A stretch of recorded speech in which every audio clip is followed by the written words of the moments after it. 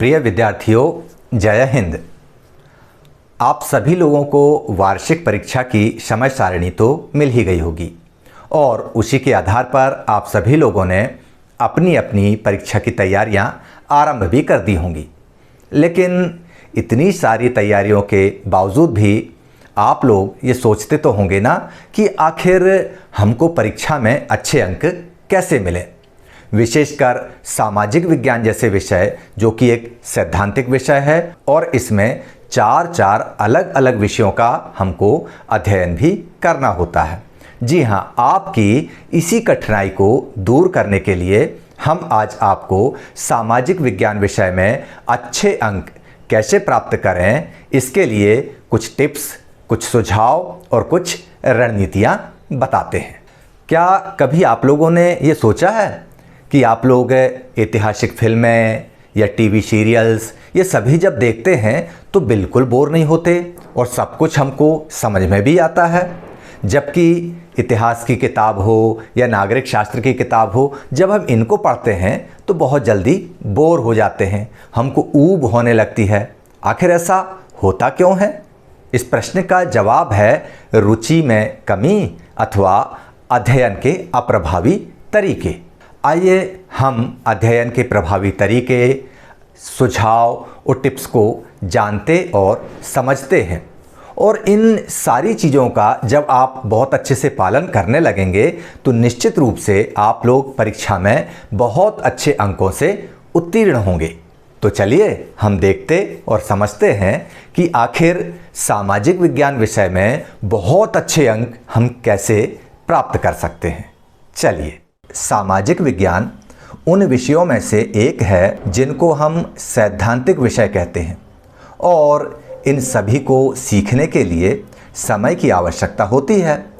कभी कभी तथ्यों, आंकड़ों और तारीखों को याद करना मुश्किल हो जाता है, इसलिए जितनी जल्दी हो सके इसकी तैयारी शुरू कर दें। इन तैयारियों के लिए हमको ज़्यादा कुछ नहीं, सिर्फ 10 बातों का ध्यान रखना है। तो चलिए देखते हैं कि आखिर ये बातें हैं क्या। सबसे पहली जो बात है, जो पहला सुझाव है, वह है पाठ्यक्रम को पूरा करें। अर्थात सामाजिक विज्ञान की तैयारियों के अंतर्गत सबसे महत्वपूर्ण बातों में एक है पाठ्यक्रम से परिचित होना।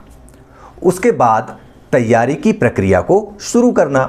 इससे छात्रों को उन विषयों को समझने में मदद मिलेगी जो महत्वपूर्ण हैं और अध्ययन के लिए आवश्यक हैं। जैसे सामाजिक विज्ञान विषय के पाठ्यक्रम में 4 किताबें हैं।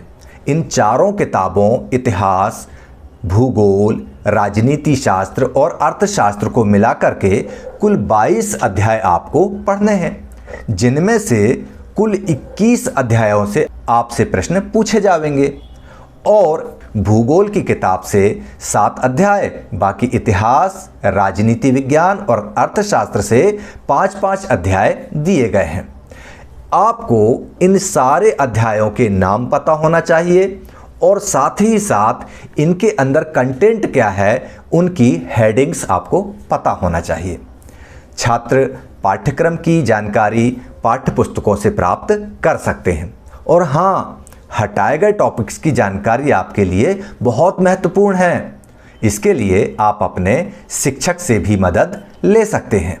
जैसा कि मैंने आपको बताया, सामाजिक विज्ञान एक सैद्धांतिक विषय है, इसलिए सिद्धांत की समझ होना महत्वपूर्ण है।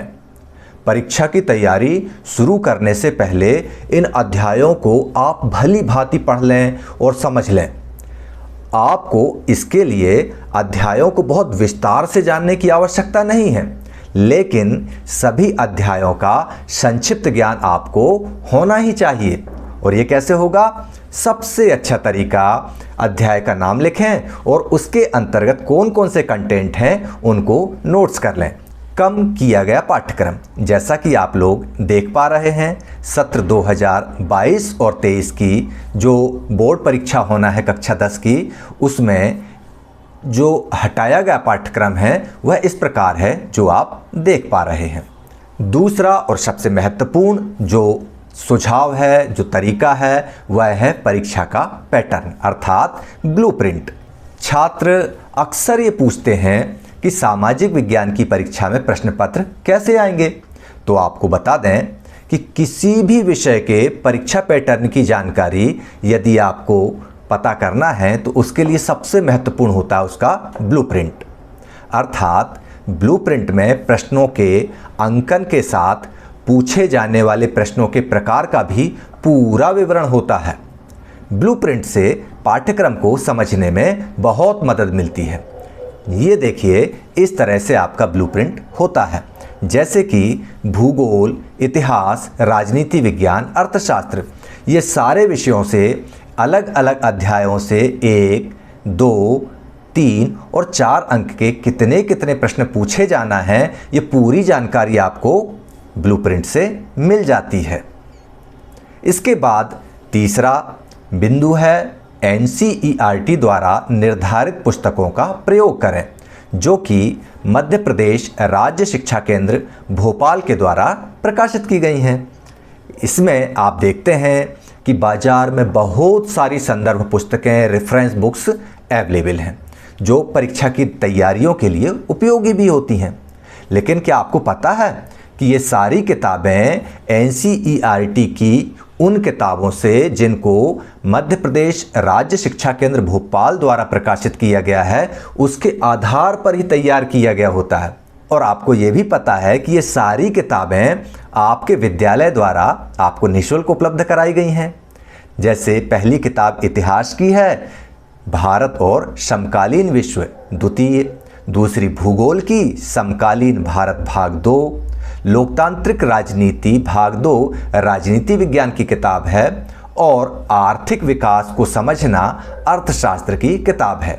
इन किताबों से आप अध्ययन करके अपनी समझ को बढ़ा सकते हैं। चौथा सबसे महत्वपूर्ण जो आपका व्यक्तिगत प्रयास होगा, जो महत्वपूर्ण भी है, एक उचित अध्ययन समय सारणी बनाएं। समय सारणी बनाना हमेशा हर चीज़ के लिए फायदेमंद होता है। बोर्ड परीक्षा की तैयारी, बोर्ड परीक्षा ही क्यों, किसी भी परीक्षा की तैयारी कैसे करें, इसके महत्वपूर्ण सुझावों में से एक है अध्ययन हेतु समय सारणी बनाना। यह अध्ययन का एक महत्वपूर्ण हिस्सा होता है और छात्रों को इसका सख्ती से पालन करने की आवश्यकता भी होती है। सभी विषय समान रूप से महत्वपूर्ण हैं, इसलिए अन्य विषयों को भी अपनी समय सारणी में जोड़ना ना भूलें। साथ ही विषयों और अध्यायों के वेटेज और कठिनाई स्तर की जांच करें, जो कि आपको ब्लूप्रिंट के माध्यम से पता चलेगी। प्रभावी ढंग से तैयारी करने के लिए प्रत्येक अध्याय को समान समय आवंटित करने का प्रयास करें, ताकि सभी विषयों की, सभी अध्यायों की तैयारी प्रभावी तरीके से हो सके। जैसे एक ही दिन में सभी 4 सामाजिक विज्ञान विषयों का अध्ययन ना करें। अगर आप सोमवार को इतिहास पढ़ रहे हैं तो इसके साथ फिजिक्स या केमिस्ट्री जैसा कोई और सब्जेक्ट चुनें। फिर अगले दिन मैथ्स के साथ भूगोल अर्थात ज्योग्राफी की पढ़ाई करें। इस तरह से आप पढ़ाई से ऊबेंगे भी नहीं, बोरियत भी नहीं होगी और पूरे दिन यह आपकी रुचि को बनाए रखेगा। आपकी समय सारणी में आपकी दैनिक चर्या को भी विशिष्ट रूप से सम्मिलित करें। आपको अच्छी नींद लेना भी आवश्यक है। इसके लिए आप सोने का समय और उठने का समय भी इसमें निश्चित रूप से लिखें और उसका कड़ाई से पालन करने का प्रयास करें। इसके साथ साथ योगा, व्यायाम इत्यादि के माध्यम से आप अपने शरीर को भी स्वस्थ रखें और किसी भी तरह का तनाव ना लें। 5वां और महत्वपूर्ण बिंदु है नोट्स, चार्ट और मानचित्र। नोट्स बनाने से हमेशा विषयों को जल्दी से दोहराव करने में मदद मिलती है। यदि नोट्स बने होते हैं तो हम उनको बहुत आसानी से रिवाइज कर पाते हैं। विशिष्ट बिंदुओं के लिए हस्तलिखित नोट्स बनाएं, मतलब अपने खुद के हाथ से नोट्स तैयार करें। फोटोकॉपी के भरोसे बिल्कुल ना रहें। जो महत्वपूर्ण हैं, जिनमें आपको कठिनाई महसूस होती है और जिन्हें आप भूल सकते हैं, ऐसे बिंदुओं को आप अपने हाथ से ही तैयार करें।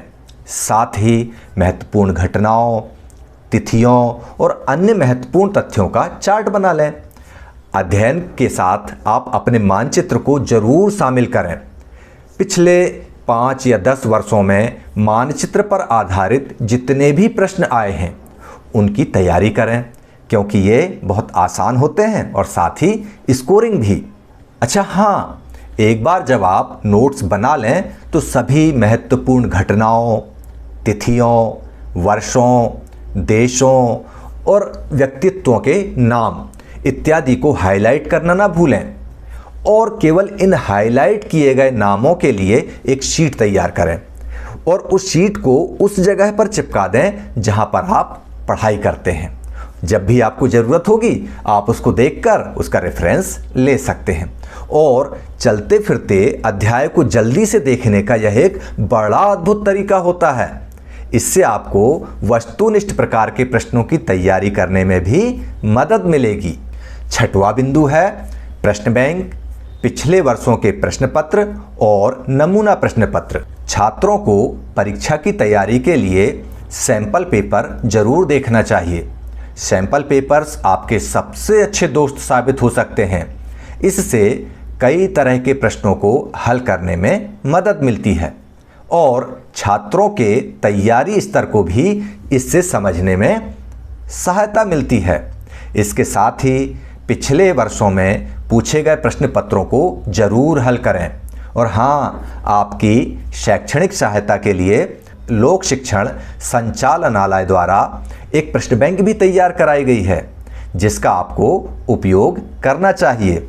और एक बात बता दें कि 20 तारीख से 20 जनवरी से लेकर के 11 फरवरी के बीच में आपको आपकी परीक्षा की विशिष्ट तैयारी के लिए अलग अलग आदर्श प्रश्न पत्र भी उपलब्ध कराए जा रहे हैं, जिनको आप लगातार हल करेंगे और अपनी परीक्षा की तैयारियां करेंगे। इसके बाद आता है 7वां बिंदु, नियमित अंतराल पर विषयों की पुनरावृत्ति। अर्थात जो कुछ भी हमने पढ़ा है उसको रिवीजन करना बहुत आवश्यक है। विद्यालयों में भी आपका पाठ्यक्रम पूर्ण हो चुका होगा और वहाँ पर भी पुनरावृत्ति अर्थात रिवीजन चल रहा होगा। तो सामाजिक विज्ञान एक सैद्धांतिक विषय है और इसमें अभ्यास के साथ समय और उचित विराम की आवश्यकता होती है। विषयों को नियमित रूप से दोहराना बहुत बेहतर होता है। यह आपके अगले अध्ययन सत्र के लिए तनाव को दूर करता है और आपके विश्राम के लिए भी मदद करता है। जब आप किसी चीज़ को दोहराते हैं तो उससे आपका तनाव भी कम होता है। 8वां बिंदु जो कि महत्वपूर्ण है, DGLEP के कंटेंट्स को देखना। दृश्य अर्थात ऑडियो और वीडियो विजुअल्स जो होते हैं वे हमेशा न केवल पाठ से बेहतर होते हैं बल्कि तथ्यों और विषयों को लंबे समय तक याद रखने में सहायक भी होते हैं।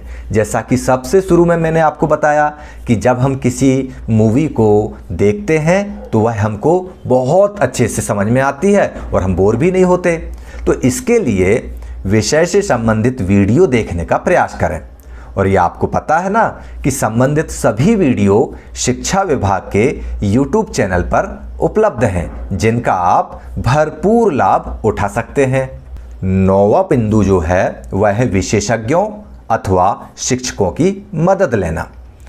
कभी कभी होता है कड़ी मेहनत करने के बावजूद भी कुछ कमियां रह जाती हैं, जैसे आपको तथ्यों, आंकड़ों और कॉन्सेप्ट्स को समझने में समस्या आती है। तो ऐसे में क्या करें? ऐसे में शिक्षकों की पूरी मदद लें। शिक्षकों से किसी भी तरह का प्रश्न पूछने में बिल्कुल भी संकोच ना करें। अपने कमजोर क्षेत्रों की पहचान करने के लिए सेल्फ टेस्ट करें। खुद का परीक्षण करना एक महत्वपूर्ण अभ्यास होता है। प्रत्येक अध्याय के बाद आपको अध्याय परीक्षा का प्रयास करना चाहिए।